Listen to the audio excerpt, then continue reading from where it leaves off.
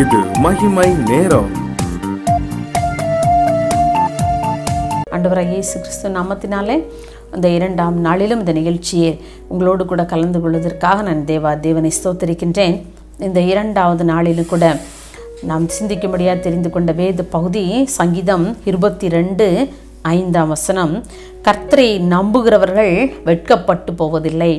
நாம் இந்த வாரம் முழுவதுமாக நாம் தெரிந்து கொண்ட தலைப்பு நம்பிக்கையின் தேவன் என்று சொல்லி நாம் பார்த்தோம். 1ஆம் நாளிலே நாம் கர்த்தரை நம்பி இருக்கும் பொழுது அவருடைய கிருபை நம்மை சூழ்ந்து கொள்ளும் என்று சொல்லி நாம் சிந்தித்தோம். இந்த 2வது நாளிலே நாம் கர்த்தரை நம்பும் பொழுது நம்முடைய வாழ்க்கையிலே நாம் வெட்கப்பட்டு போவதில்லை என்று சொல்லி நாம் அறிந்திருக்கின்றோம். ஆமருமையானவர்களே, இது தாவீது ராஜாவினுடைய ஒரு அனுபவமாக இருந்ததினாலே அவர் சொல்லுகிறார், கர்த்தரை நம்புகிறவர்கள் ஒருபோதும் வெட்கப்பட்டு போவதில்லை என்று சொல்லி. அவர் கர்த்தரை மட்டும் நம்பி இருந்ததினாலே, உலகத்தின் மனிதர்களை அல்ல, அவர் தாவீது ராஜா கர்த்தரை மாத்திரம் சார்ந்திருந்தான். கர்த்தரை மாத்திரம் தன்னுடைய நம்பிக்கையாக கொண்டிருந்ததினாலே அநேக ஆபத்துக்கள், அநேக இக்கட்டுகள், பல பிரச்சனைகளின் பாடுகளின் மத்தியிலேயும் தாவீது ராஜா கடந்து போய் கொண்டிருந்தார். அவர் வெட்கப்படவே இல்லை. ஆண்டவர் அவர் வெட்கப்பட அனுமதிக்கவே இல்லை. ஒருவேளை தன்னுடைய குடும்பத்தில் இருக்கும் பொழுதும் கூட, தன்னுடைய பெற்றோரால் அவமதிக்கப்பட்டு இருந்தாலும் கூட ஆண்டவர் அவனை வெட்கப்பட விடவில்லை இல்லையா? அவனை ராஜாவாக அபிஷேகம் பண்ண வைத்தாரே சாமுவேல் தீர்க்கதரிசியின் மூலமாக. என்ன, குடும்பத்தில் அவன் ரொம்ப இளையவனாக இருந்தாலும் கூட, வயசுல ரொம்ப சின்ன பையனாக இருந்தாலும் கூட தேவன் அவனை வெட்கப்படுத்த விரும்பவில்லை. ஏன்னு சொன்னால், அந்த தாவீது ராஜா அவனுடைய சகோதரர் எல்லாரை காட்டிலும் அவன் தேவனை அதிகமாய் நம்பி இருந்தான். தன் தேவனையே தன்னுடைய நம்பிக்கையாக கொண்டிருந்தான் அல்லவா? அதனாலே அவன் ராஜாவாக அபிஷேகம் பண்ணப்பட்டிருக்கிறான் இல்லையா? இன்னும் கூட பார்த்தோன்னா, எத்தனை முறை சவுல் ராஜாவினாலே ஈட்டியாலே அநேக முறையில் குத்தி கொல்லப்பட வேண்டியவன். ஆனால் அவனுடைய கிருபை அவனை சூழ்ந்திருந்ததினாலே, அவன் கர்த்தரை நம்பி இருந்ததினாலே தேவன் அவனை வெட்கத்திற்குள்ளாக அவனை அனுமதிக்கவே இல்லை. நாம் கூட நம்முடைய வாழ்க்கையிலே அவரையே நாம் நம்பி இருந்தோம் என்று சொன்னால் நம்மை நிச்சயமாக வெட்கப்பட ஆண்டவர் அனுமதிக்கவே மாட்டார். தாவீதை வெட்கப்பட அனுமதிக்காத என் அப்பா உங்களை என்னை விட்டுருவாரா? இல்லவே இல்லையே. உங்களுடைய வாழ்க்கையில் ஒருவேளை நீங்கள் நினைக்கலாம், என்னுடைய காரியங்கள் எல்லாம் வெட்கப்பட வேண்டிய சூழ்நிலைகள் எனக்கு வந்திருக்கிறது. என்னுடைய உறவினர்களுடைய மத்தியிலே, நான் வேலை பார்க்கும் இடங்களிலே, என்னுடைய பாஸுக்கு முன்னால், என்னுடைய முதலாளிக்கு முன்னால், நான் ஒர்க் பண்ணுறவங்களுக்கு மேலே அதிகாரிகளுக்கு முன்னால் நான் வெட்கப்பட்டு நின்றுவேனோடு எனக்கு பயமாக இருக்குன்னு சொல்லி யோசிக்கிறீங்களோ? இல்லை, நீ கர்த்தரையே நம்பிக்கொள்ளுங்கள், கர்த்தரையே சார்ந்து கொள்ளுங்கள். அவரை மாத்திரம் நம்பி இருப்போம் என்று சொன்னால் நிச்சயமாகவே ஆண்டவர் நம்மை வெட்கப்பட அனுமதிக்கவே மாட்டார். பாருங்கள், நாம் 1 சாமுவேல் 17ஆம் அதிகாரத்தில் நாம் இந்த சவுல் தாவீதை குறித்து நாம் வாசிக்கின்றோம் இல்லையா? இந்த தாவீது பாருங்க, அந்த சவுல் கோலியாத்தோடு போர் புரிவதற்காக அவன் பேசுகிற வார்த்தைகளை எல்லாம் தாவீது கேட்கிறான்.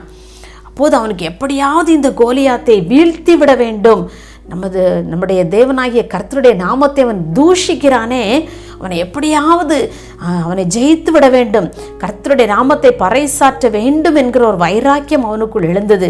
உடனே சவுல் ராஜாவிட எல்லாம் சொல்கிறாங்க, இப்படி தாவீதுன்னு ஒரு சின்ன பையன் இருக்கிறான், அவன் நான் போர் புரிய போகிறேன்னு சொல்கிறான் அப்படின்னு சொல்லி உடனே கொண்டு சவுல் ராஜாட்ட விடுறாங்க. அப்போ சவுல் ராஜாட்ட சொல்கிறாரு அந்த தாவீது, ஒரு முறை நான் ஆடுகளை மேய்த்து கொண்டு இருக்கும்போது ஒரு சிங்கம் வந்தது, ஒரு கரடி வந்தது, என்னுடைய ஆடுகளை எல்லாம் தூக்கி கொண்டு சென்றது. ஆனால் நான் என்ன செஞ்சேன், அதனுடைய வாயை கிழித்து என்னுடைய ஆடுகளை நான் மீட்டு கொண்டேன். அந்த சிங்கத்தை போல, அந்த கரடிகளில் ஒன்றை போல இவனும் இருப்பான், இந்த கோலியாத்தும் இருப்பான் என்று சொல்லி அந்த சவுல் ராஜாவோடு இந்த தாவீது பேசுகிறான். பாருங்கள், அவனுக்கு எவ்வளோ ஒரு நம்பிக்கை. எப்படி அந்த ஆடுகளை நான் பழையபடி மீட்டு கொண்டேனோ அதை போல இந்த கோலியாத்து எனக்கு எம்மாத்திரம். நீங்கள் என்னோடு இருக்கீங்கப்பா, நீங்கள் என்னை இதுவரைக்கும் வெட்கப்படுத்தலை, இனிமேலும் நீங்கள் வெட்கப்படுத்த மாட்டீங்க. இந்த கோலியாத்துக்கு முன்பதாக நீங்கள் என்னை வெட்கத்திற்கு அனுமதிக்கவே மாட்டீங்க, நான் நிச்சயமாக அவனை ஜெயித்து விடுவேன் என்று சொல்லி எவ்வளவு நம்பிக்கையோடு அந்த போர் முனைக்கு சென்றிருப்பான் இல்லையா? கடைசியில் அவன் வெற்றியும் பெற்றான், வெற்றி வாகை சூடினான்.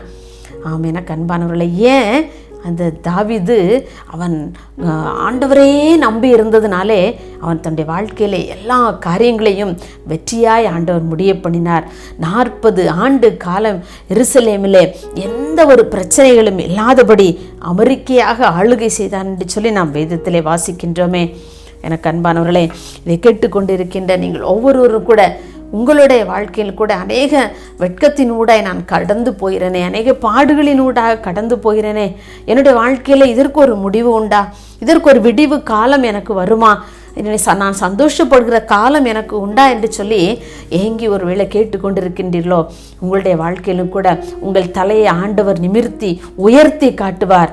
எப்பொழுது நீங்கள் தாவீதை போல அவரையே நீங்கள் நம்பி இருக்கும் பொழுது உங்களுடைய வாழ்க்கையில் வெட்கம் உங்களை மூடுவதில்லை. என் ஜனங்கள் ஒரு போதும் வெட்கப்பட்டு போவதில்லை என்று சொல்லி ஆண்டவர் வேதத்திலே சொல்லியிருக்கிறாரே. அவர் சொன்ன வாக்கு தத்துவத்தை நாம் இறுக பற்றி கொள்ளும் போது, அதை உறுதியாய் நாம் பிடித்து கொள்ளும் போது, அந்த வாக்கு தத்துவத்தை சொல்லி நாம் அவருக்கு நினைவூட்டு ஒவ்வொரு நிமிஷமும் நாம் சொல்லும் பொழுது நிச்சயமாக ஆண்டவர் நம்மை வெட்கத்திற்குள்ளாக அவர் அனுமதிப்பதில்லை. அவர் நம்மை வெட்கப்பட அனுமதிப்பதே இல்லை. என்னுடைய வாழ்க்கையில நான் அனுபவித்த காரியங்கள் தான். ஆகையால் தான் உங்களோடு கூட நான் இன்றைக்கு இந்த வார்த்தையில குறித்து பேசுவதற்கு எனக்கு தைரியமாக ஆண்டவர் எனக்கு பலன் தந்திருக்கிறார். என்னுடைய வாழ்க்கையிலும் அநேக வெட்கங்கள் உண்டு, அநேக பாடுகள் உண்டு, தலை குனிந்த நேரங்கள் எல்லாம் உண்டு. ஆனால் அவற்றின் மத்தியிலையும் தேவன் என்னை தலை நிமிர்ந்து அவருடைய பணியை செய்யும்படியாக அந்த ஊழியத்தினுடைய கரங்களிலே கொடுத்திருக்கிறார் என்று சொன்னால் நான் ஆண்டவரை அதிகமாய் நான் துதிப்பேன் என்று சொன்னால் அவரையே நான் நம்பி இருக்கிறேன். இந்த உலகத்தின் மனிதர்களை அல்ல, உலகத்தின் மனிதர்களை நம்பி ஏமாந்து போன நாட்கள் அநேகம் உண்டு. பல காரியங்களுக்காக நான் மனிதனை நம்பி இருந்திருக்கிறேன், பணத்திற்காக, இன்னும் பல காரியங்களுக்காக நான் மனிதனை நம்பி இருந்த காலங்கள் உண்டு. எல்லாரும் என்னை ஏமாற்றிட்டாங்க. ஆனால் நான் ஆண்டவர் பேரில் என்றைக்கு என்னுடைய நம்பிக்கையை வைக்க ஆரம்பித்தேனோ அன்றிலிருந்து இன்று வரை என் நம்பிக்கையின் தேவன் என்னை வெட்கப்படவே விடவில்லை. என்னை இதுவரைக்கும் காத்து வந்திருக்கிறார். உங்களுடைய வாழ்க்கையிலும் நீங்கள் வெட்கப்பட வேண்டிய சூழ்நிலைகள் வந்த போதும் கூட ஆண்டவர் நீங்கள் எந்தெந்த இடங்களில் எல்லாம் வெட்கி தலை குனிந்தீர்களோ அந்த இடங்களில் எல்லாம் என் தேவன் சொல்லுகிறார், உங்களுடைய தலையை நான் நிமிர்த்துவேன் என்று சொல்லி உங்களை சீரும் சிறப்புமாக புகழ்ச்சியும் கீர்த்தியுமாக நான் வைப்பேன் என்று சொல்லி ஆண்டவர் சொல்லுகின்றார். இந்த வாக்குத்தத்தம் நமக்கு போதாதா? நாம் அவரையே நம்பி இருப்போம். அவரை நம்பி இருந்தால் மாத்திரமே கர்த்தரை நம்புகிறவர்கள் வெட்கப்பட்டு போவதில்லை என்று சொன்ன சங்கீதக்காரனோடு சேர்ந்து நாமும் ஆண்டவரை ஸ்தோத்தரிப்போம். எங்களை நேசிக்கிற அன்புலே சாமி, இந்த அருமையான நல்ல இந்த 2ஆம் நாளின் காலை வேளைக்காக நாங்கள் உம்மை நன்றியோடு துதிக்கிறோம் அப்பா. உம்மை நாங்கள் ஸ்தோத்தரிக்கிறோம் ஆண்டவரே. இந்த 2ஆம் நாளிலும் கர்த்தரை நம்புகிறவர்கள் வெட்கப்பட்டு போவதில்லை என்று சொல்லி நாங்கள் தியானித்தோம் ஆண்டவரே.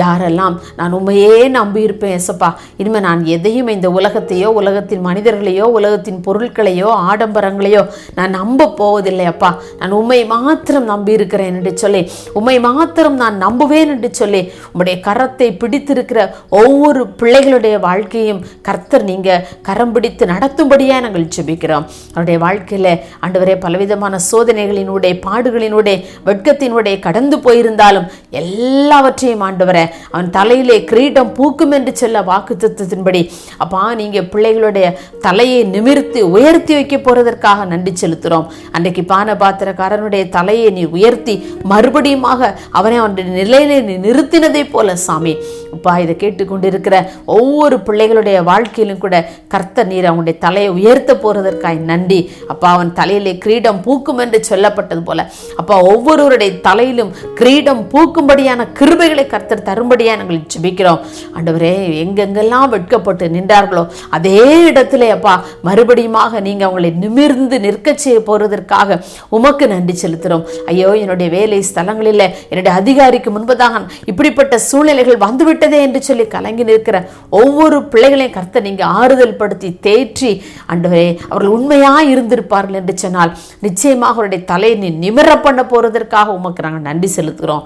உடைய கிருபை உம்முடைய பிள்ளைகள் ஒவ்வொருவரோடு கூட தங்கி இருக்கும்படியாய் ஜெபிக்கிறோம்ப்பா.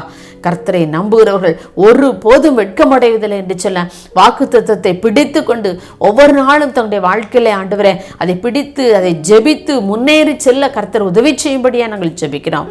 உடைய கரத்திலே தாழ்த்தி கொடுக்கிறோம். இயேசுவின் நாமத்தில் பிதாவே, ஆமென்.